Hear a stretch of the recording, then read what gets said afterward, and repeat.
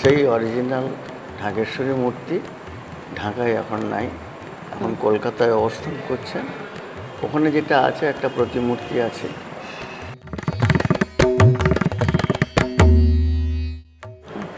ইনি কি সেই ঢাকার আসল যে ঢাকেশ্বরী মায়ের মূর্তি? সেই আসল মূর্তি এটি। ওখানে যেটি আছে এখন রেপ্লিকা আছে।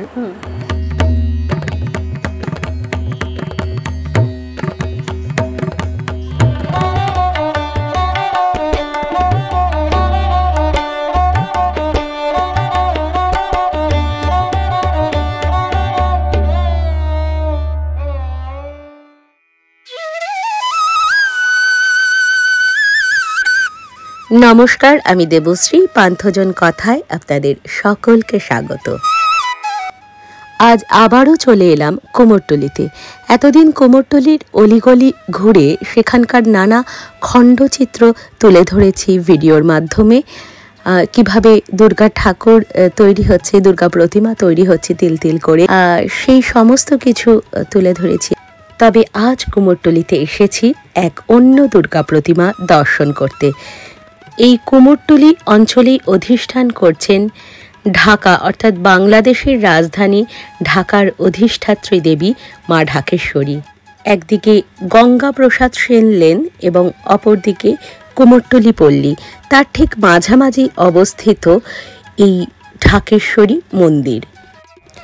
মায়ের এই প্রতিমাকে উদ্বাস্তু বলা হলেও খুব একটা ভুল হবে না। দেশভাগের ফলে বাঙালি শুধু দুই ভাগে ভাগ হয়নি, তার সাথে সাথে উদ্বাস্তু হতে হয়েছিল বাংলার সংস্কৃতি, ধর্ম, ঐতিহ্যকেও। পূর্ববঙ্গ অর্থাৎ বাংলাদেশের রাজধানী ঢাকার নগরেশ্বরী ঢাকেশ্বরী মাকেও উদ্বাস্তু হতে হয়েছিল তারই সাথে। তিনি ঢাকার অঞ্চল মাতৃকা, তার নামেই মধ্যযুগে ঢাকা শহরের নামকরণ হয়েছিল।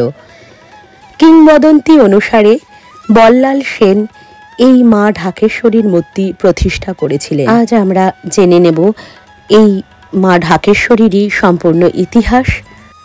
তবে তার আগে আপনারা কে কোথা থেকে এই ভিডিওটি দেখছেন তা কিন্তু অবশ্যই আমাকে কমেন্ট বক্সে লিখে জানান। আপনাদের কমেন্ট পেলে আমরা জানতে পারবো আপনারা কে কোথা থেকে আমাদের সাথে রয়েছেন, এই ভিডিও দেখছেন। তবে আসুন আমরা দর্শন করে নিই মা ঢাকেশ্বরীকে।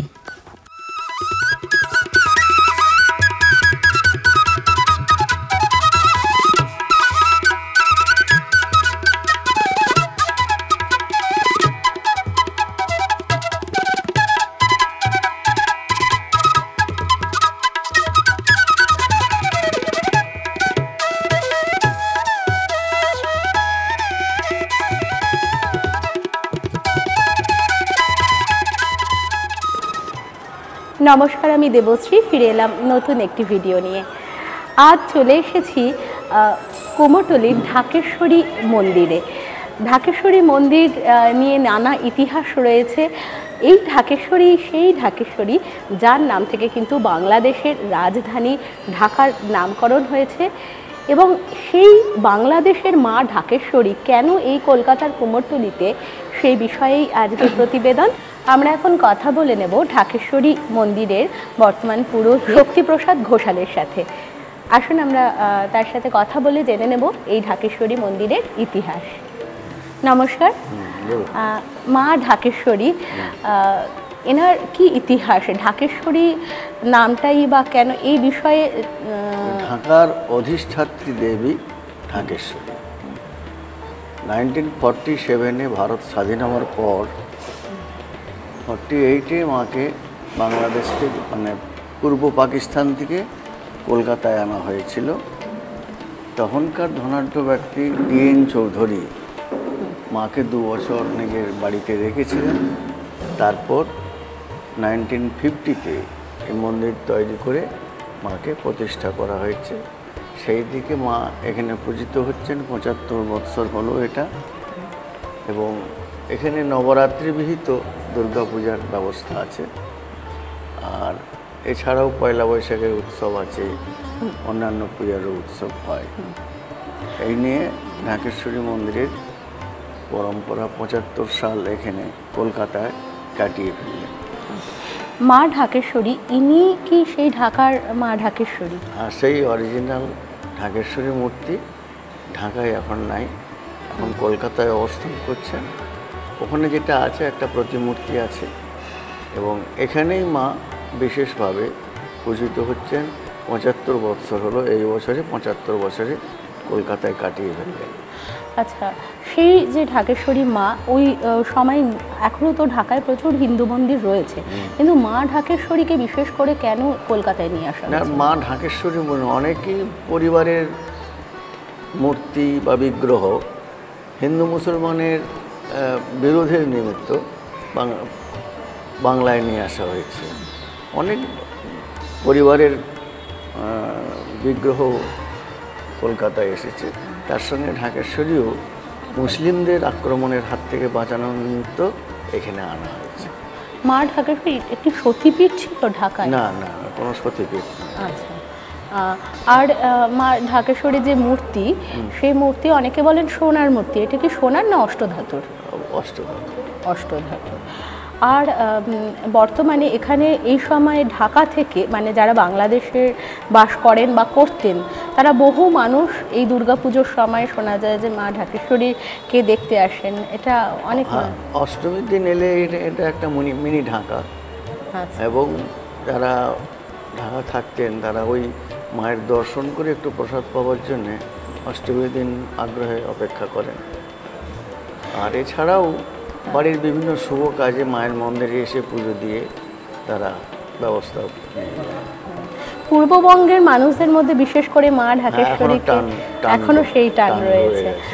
আর এই যে এখন দুর্গাপুজোর সময়, আর চতুর্থী, তো এখন তো মায়ের ভোগ প্রসাদ পুজোর একটুখানি কি মানুষ যাতে এসে মাকে দর্শন করতে পারে, কিভাবে কি পূজা বিধি কিরকম আছে, ভোগ প্রসাদ কিভাবে পেতে পারে? সকাল 6টা থেকে 12টা পর্যন্ত মন্দির খোলা থাকে। সকালে মায়ের পুজো হয়, দুপুরে মায়ের ভোগ দেওয়া হয়, এবং বিকাল 4টে থেকে 9টা পর্যন্ত খোলা থাকে।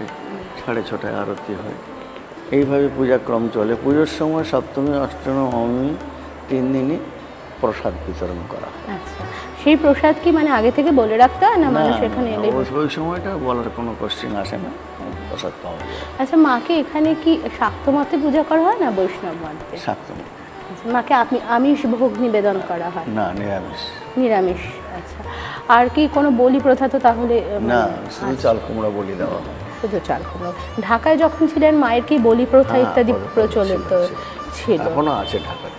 এখনো মানে মন্দির যেটা আছে সেখানে ঢাকায় পশু বলি দেওয়া হয়। হ্যাঁ, কোনো সময় কি বাংলাদেশ থেকে, বাংলাদেশ সরকার বা এই মাকে কোনোভাবে, যেহেতু এটাই আসল মূর্তি, সে কি কোনোভাবে কথাবার্তা হয়নি? এখানে কি কোনো রকম কোনো সুবিধা বা কিছু বাংলাদেশের তরফ থেকে দেওয়া হয় যে মায়ের মন্দির মেইনটেনেন্স? বাংলাদেশের কোনো পার্টিসিপেট এখানে নেই। আচ্ছা, আর মা এসে প্রথমে যার বাড়িতে ছিলেন সেটা কোথায় ছিল? হরচন্দ্র মল্লিক স্ট্রিটের ডিএন চৌধুরী বাড়ি। মায়ের মন্দিরের যে বিগ্রহের যে বিশেষত্ব, অনেক সময় আমরা দেখি দেবী দুর্গার চণ্ডী রূপে পূজা করা হচ্ছে, মাকে কি মন্ত্রে বা কি রূপে পূজা করা হয়? এটা বৃহৎনন্দিকেশ্বর মতে মাকে মায়ের বিশেষ ধ্যানেই পুজো করা হয়, এবং সেটা শাক্ত মতেই পুজো করা হয়, কোনো বিশেষ আলাদা কোনো মতে পুজো হয় না। মায়ের মানে এই বিগ্রহ কত, মানে কিসের কতটা হাইটটা ঠিক আমি বলতে পারবো না, তবে আমাদের বোধহয় 1 ফুট হবে। ভৈরব। ভৈরব। এনার কি কোনো নাম আছে মায়ের? না, এমনি ভৈরব। এমনি ভৈরব। অনেক ধন্যবাদ।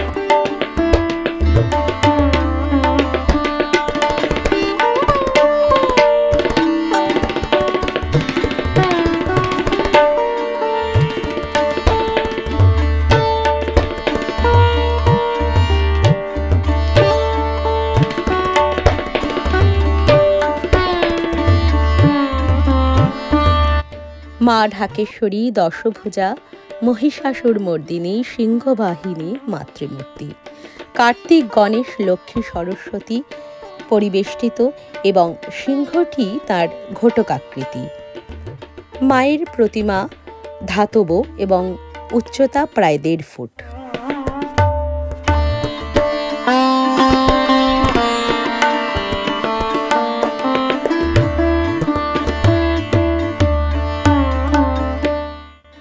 মায়ের সিংহাসনের উপরে খচিত রয়েছে মহাদেবের একটি মূর্তি।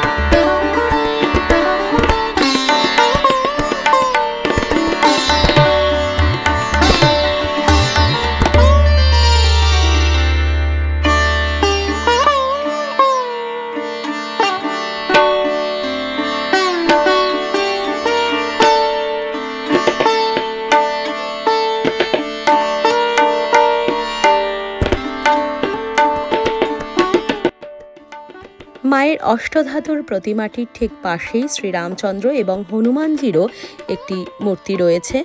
এর কারণ শ্রীরামচন্দ্রের অকাল বোধন দুর্গাপূজার কারণেই শরৎকালে মা দুর্গার পূজা হয়। তারই প্রতীকী স্বরূপ শ্রীরামচন্দ্র এবং হনুমানজির মূর্তিটি রাখা হয়েছে।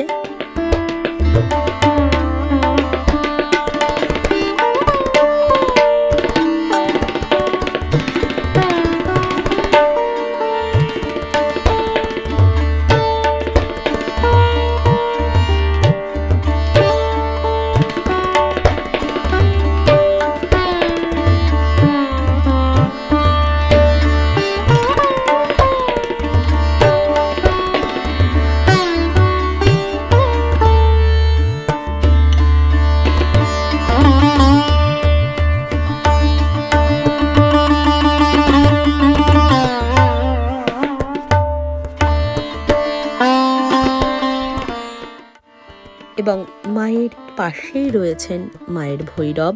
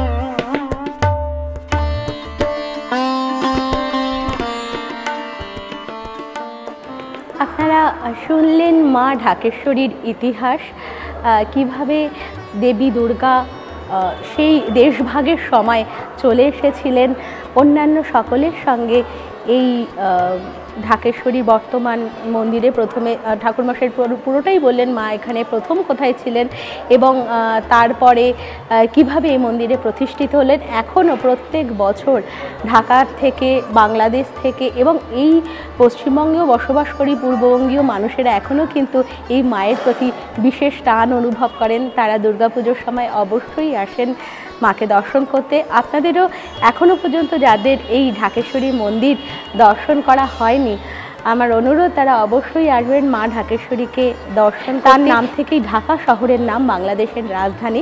সেই ঢাকার দেবী ঢাকেশ্বরী, যার নামে ঢাকা শহর, তিনি সেই আসল মূর্তি কিন্তু রয়েছে আমাদের এই পশ্চিমবঙ্গের কুমোরটুলি অঞ্চলে।